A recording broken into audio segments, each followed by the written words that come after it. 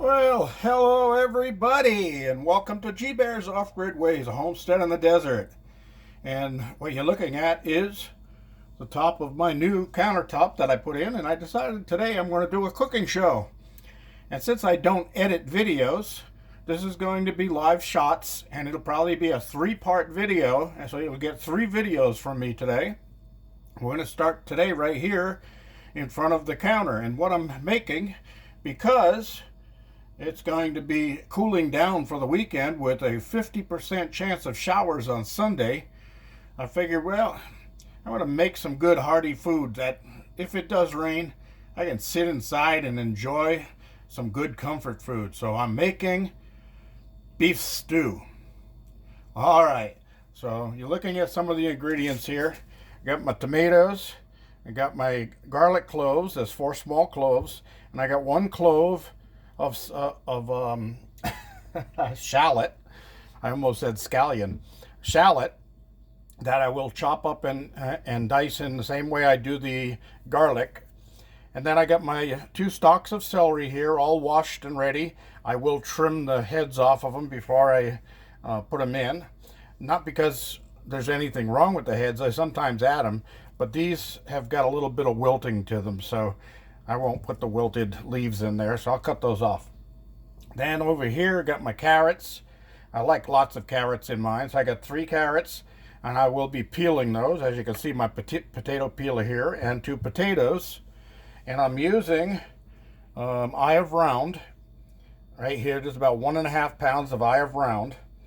And then I'll be adding some green beans, some mushrooms, some corn, and some V8 juice. And the V8 juice adds a little bit of extra vitamins that you lose in the canned vegetables, but it also gives you a good, extra good little flavor.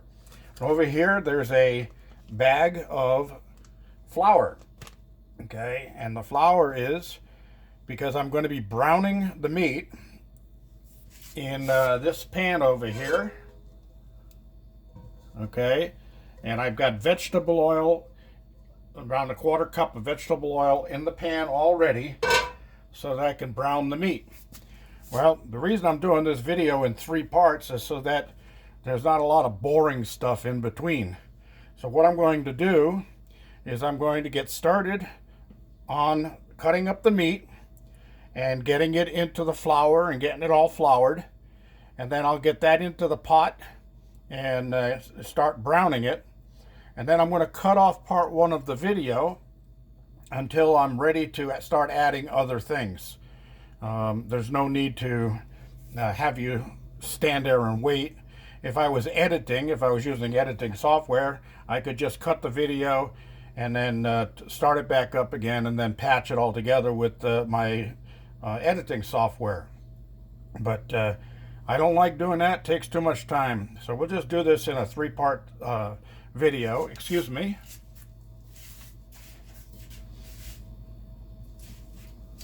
I got a little smell of pepper and I almost sneezed. I didn't want to sneeze on the food over here. So I will be peeling the carrots and the potatoes later, not right now, because I don't want those to the potatoes to brown on me or anything like that. But for right now, what's going to go in is I'm going to cut the meat up and get that in the flour and then get that into the oil. And then I'll start cutting up the garlic and the shallot, and I'll add that to the browning meat, and that gives a little bit of extra cooking flavor there. So I'll be ready to do that now. So let's get going. First thing I'm going to do is I'm going to turn on the stove over here, and I'm using the center burner on this stove because the beef stew should go center stage, right? Yeah, right. Okay, so let's get back to it. Let me get a zoom in here on the meat. We'll move the potatoes over and the carrots over so that they don't get bumped around. And what I like to do is I like to cut about just under 1-inch size chunks. So first thing I do is cut the meat at 1-inch slices. And you're wondering why I'm using eye of round? Well, beef stew was originally designed for cheaper cuts of meat. Oh, that pump sound you're hearing is because I'm also doing a load of laundry while I'm cooking. But anyway, beef stew was designed for cheap cuts of meat to tenderize it. So you stew the beef over a long period of time, and that would give you a nice tender meat when it was done. So if you look at the already cut up stew beef that they have in the market, and then you look at an eye of round, you'll find out that it's cheaper to buy the eye of round and cut it yourself, because the stewing beef is like 40 cents more a pound than the eye of round. So hey, why not? It doesn't take much to cut it yourself. I like a good set of knives, so I'm using my Henkels here. And anyway, let's get to this, going into where it's going, so that I don't bore you with my conversation. So as you can see, I'm cutting it into just about little 3/4 by 1 inch squares, or cubes if you will. And then to keep room on the cutting board, what I do is I just toss them into the bag of flour while I'm cutting, and that keeps me with a clean cutting board.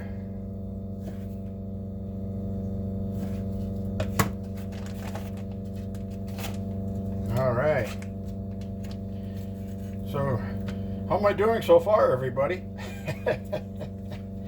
All right. Let's get this all done here. And that's another thing I don't like about videos, is when somebody's doing something like this and it all goes quiet and there's nothing to listen to, and then you check to see if your volume is shut off or if something happened to the video or something like that. So, yep, I'm still here. I'm still working. Okay.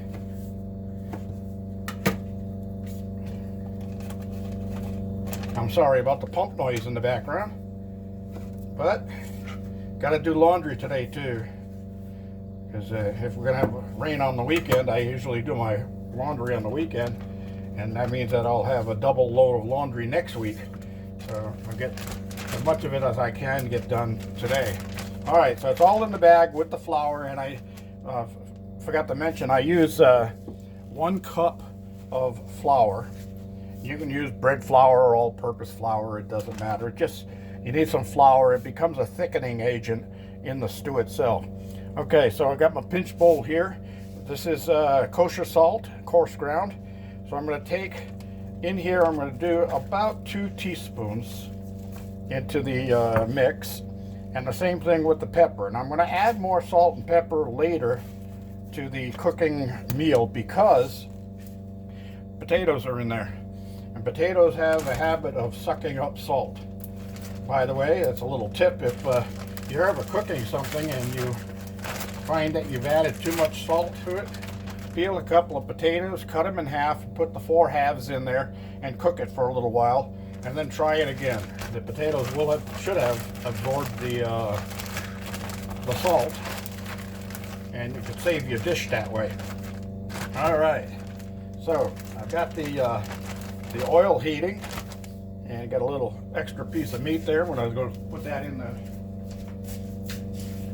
the trash.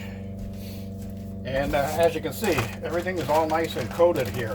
Now, I'll shake it a few times because of the salt and pepper that I added on there. I want to evenly mix that around. And when you seal your bag, don't squish the air out of it. Leave the air in there, it makes it a little easier. So you can just basically tumble it back and forth like this. Okay.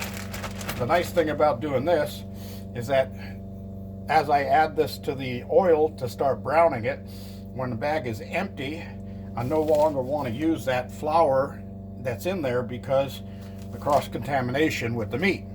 So all I have to do is take the air out of the bag, zip lock the bag, and I can get rid of the whole bag right in the trash. All right, so here we go. I'm going to open this up, and let me see if I can adjust the camera a little bit so that you can see what I'm doing over there. And I'm going to need to get myself a wooden spoon so that I can toss them around in the oil a little bit. And here we go. So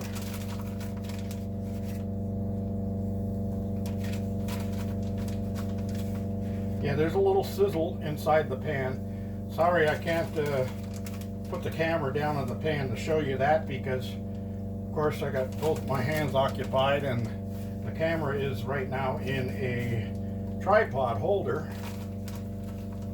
and it would take an extra set of hands in order to do that. Now, I'm making a little mess on the stovetop here, but that's okay, because I clean my stovetop after cooking all the time. Don't want to leave anything laying around on the stovetop that's just gonna cook on there and be harder to clean up later.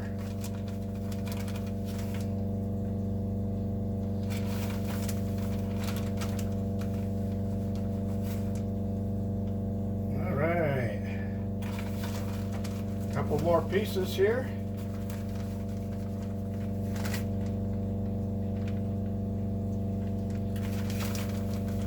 All right, that's it. So now I usually add a little more flour and water later on to the dish, but as it's cooking, to thicken the sauce. But I don't use this flour because it's had raw meat in it, and the meat now is cooking. I don't want to add any bacteria back into the pot later and ruin the whole dish. So for the little bit of flour that's there, I'll just get rid of the whole thing in the trash and not have to worry about that. Okay, so let me get my towel here and clean up a little bit of the flour that's spilled over. Of course, I can't get the one that's down underneath the grate. And then things are looking good in there. Now I'm going to put my cutting board in the sink so I can wash that, because I cut raw meat on it. And I'm going to bring the camera out of the corner. Let's see if I can get it out of the corner. And we're going to get it up over here so I can show you inside of the pan and what's going on in there. And you can see the little sizzling in between there. That's what I want. I don't want to have too high of a heat that's going to burn the sides of the meat. So I'm using the small burner in the center, but I do have it on a fairly high flame. All right, let's see if I can put this over here now. And we're going to get back in there and stir this up a little bit.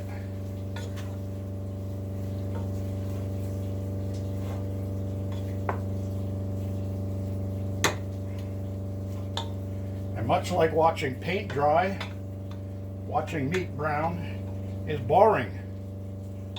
So we're going to take this one and shut it down for now, and then we'll get back to part 2 later. So hope you enjoyed this part of it. This is GBear signing off for a little while.